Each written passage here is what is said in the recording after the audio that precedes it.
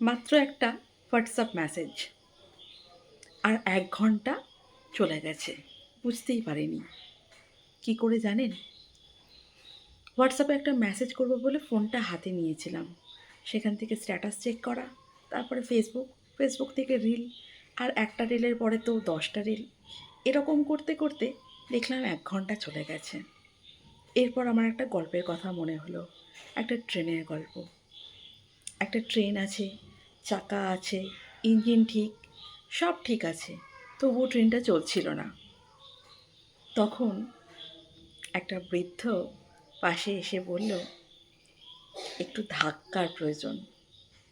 সবাই মিলে তখন ট্রেনটাকে একটা ধাক্কা দিল। ট্রেনটা ধীরে ধীরে চলতে শুরু করলো। তারপরে একসময় ট্রেনটা কয়েকশো মাইল চলে গেছে। আমাদের জীবনটাও না অনেকটাই ট্রেনের মতন।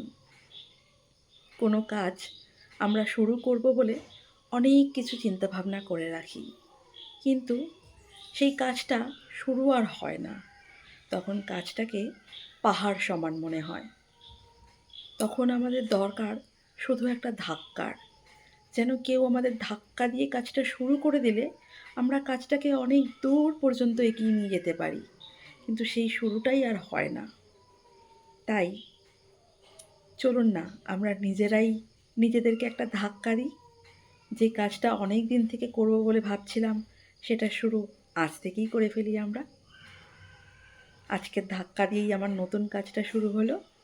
এই ভিডিওটা যদি আপনাদের ভালো লাগে তাহলে লাইক কমেন্ট করে আর চ্যানেলটিকে সাবস্ক্রাইব করে আমার পাশে থাকবেন। এরকম আরও অনেক যদি ভিডিও দেখতে চান তাহলে অবশ্যই বলবেন, আমি আবার এরকম ভিডিও বানাবো। কেমন লাগলো ভিডিওটা জানাতে কিন্তু ভুলবেন না।